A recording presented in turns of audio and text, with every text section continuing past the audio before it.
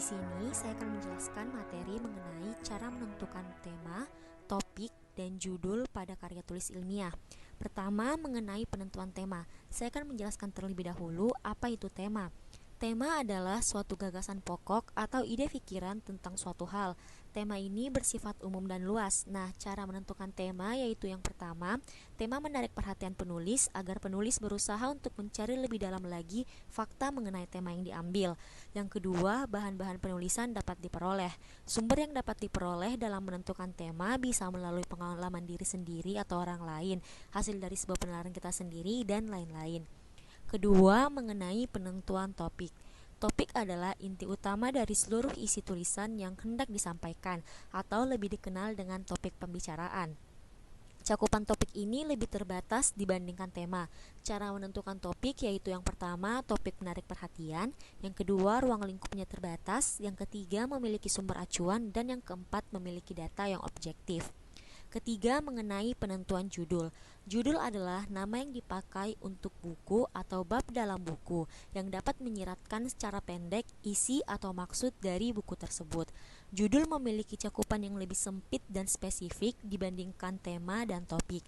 Cara menentukan judul yaitu yang pertama, relevan dengan tema serta topik yang dibahas. Yang kedua, provokatif. Nah, provokatif di sini itu dalam artian dapat menimbulkan rasa ingin tahu orang lain untuk membaca tulisan. Yang ketiga, menarik perhatian pembaca. Yang keempat, sesuai dengan isi. Nah, jadi kesimpulannya dalam membuat sebuah karya tulis ilmiah, yang pertama yang harus kita lakukan yaitu menentukan tema, lalu menentukan topik, lalu kemudian menentukan judul dari karya tulis ilmiah tersebut. Terima kasih. Di bagian yang kedua ini, saya akan menjelaskan bagaimana sih cara menentukan latar belakang, masalah penelitian, tujuan penelitian, dan manfaat penelitian yang baik dan benar. Yang poin A, pertama latar belakang. Di latar belakang ini, kita harus menentukan kondisi yang ideal. Maksudnya itu tentang bagaimana seharusnya suatu keadaan berjalan. Di sini kita bisa tuliskan dalam bentuk visi maupun misi yang hendak dicapai. Kemudian yang kedua, kondisi faktual. Kita harus menggunakan kondisi yang faktual, yaitu tentang keadaan yang benar-benar terjadi. Kemudian yang ketiga, jika kita memiliki kekurangan di dalam karya ilmiah yang kita buat, kita bisa membahasnya atau mencantumkannya di latar belakang tersebut. Kemudian yang poin keempat, metode penelitian. Di sini kita bisa membahas metode penelitian apa sih yang kita gunakan di karya ilmiah tersebut. Kemudian yang poin B, masalah penelitian. Di masalah penelitian ini, kita bisa mencari masalah yang masih baru. Kemudian harus yang aktual. Maksudnya aktual ini, masalah yang diteliti harus benar-benar terjadi di kalangan masyarakat. Kemudian yang ketiga, praktis. Praktis di sini maksudnya harus mempunyai nilai praktis yang bermanfaat dari hasil kegiatan yang telah dilakukan di karya ilmiah. Kemudian poin C ini ada tujuan penelitian. Di tujuan penelitian ini, cara menentukannya harus yang spesifik. Maksudnya spesifik ini kita menjelaskan apa sih yang ingin dicapai. Kemudian dijelaskannya itu lebih rinci dan lebih khusus lagi. Kemudian yang ketiga, harus sesuai dengan masalah yang telah dirumuskan. Kemudian yang poin D ini ada manfaat penelitian. Di manfaat penelitian ini cara kita menentukannya yaitu dengan menguraikan manfaat yang dihasilkan dari dilaksanakannya penelitian tersebut. Nah, dengan menguraikan manfaat tersebut, kita jadi tahu manfaat apa sih yang telah diperoleh jika kita melakukan penelitian tersebut. Baik, mungkin sekian penjelasan dari saya. Terima kasih. Pembahasan selanjutnya adalah landasan teori dan juga kerangka berpikir. Yang pertama adalah landasan teori. Landasan teori ini merupakan kumpulan teori-teori yang sudah dipublikasikan ke dalam berbagai bentuk sumber referensi oleh berbagai tokoh yang ahli di bidangnya masing-masing. Ada 5 syarat yang harus dipenuhi untuk menyusun landasan teori ini. Yang pertama, sumber harus relevan dengan judul. Jadi, isi dari landasan teori ini adalah hakikat penjelasan yang harus berkaitan dengan judul penelitian yang sudah ditentukan. Yang kedua, sumber harus kredibel dan juga terpercaya.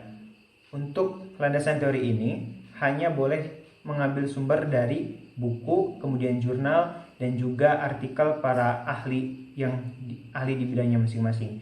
Kemudian yang berikutnya adalah tidak boleh menjiplak. Jadi, setiap hakikat penjelasan harus dicantumkan sumber referensi yang diambil, baik itu dari buku, jurnal, ataupun dari artikel.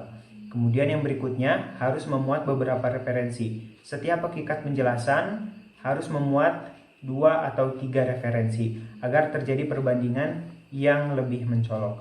Kemudian harus memuat kesimpulan. Setiap di akhir hakikat penjelasan harus dicantumkan kesimpulan dari hasil perbandingan kajian tersebut.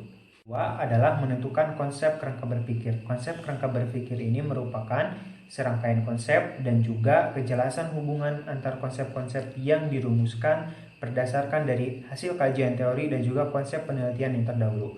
Ada 5 syarat yang harus dipenuhi untuk membuat konsep kerangka berpikir ini. Yang pertama, menentukan variabel secara detail, yaitu menentukan variabel 1 dan juga variabel 2, menentukan hubungan keterkaitan antara variabel 1 dan juga variabel 2, kemudian menentukan hubungan masalah antara variabel 1 dan juga variabel 2. Syarat yang kedua adalah memberikan argumentasi secara teoritis. Maksudnya adalah memberikan perbandingan antara persamaan dan juga perbedaan antara konsep penelitian yang terdahulu dengan penelitian yang dilakukan saat ini. Syarat yang ketiga adalah menentukan metode penelitian. Menentukan metode penelitian ini harus berdasarkan pada 3 syarat utama kriteria karya tulis ilmiah, yaitu rasional, empiris, dan juga sistematis. Kemudian kita masuk kepada syarat yang keempat, yaitu adalah memberikan penjelasan teori dengan menggunakan langkah-langkah yang sudah ditentukan, yaitu tahap penelaahan, tahap pertimbangan, dan juga tahap pengambilan keputusan. Dan syarat yang terakhir adalah membuat diagram konsep kerangka berpikir. Fungsinya adalah untuk memahami atau lebih memudahkan dalam memahami konsep penelitian yang digunakan. Demikian pembahasan yang kami sampaikan. Terima kasih. Assalamualaikum warahmatullahi wabarakatuh.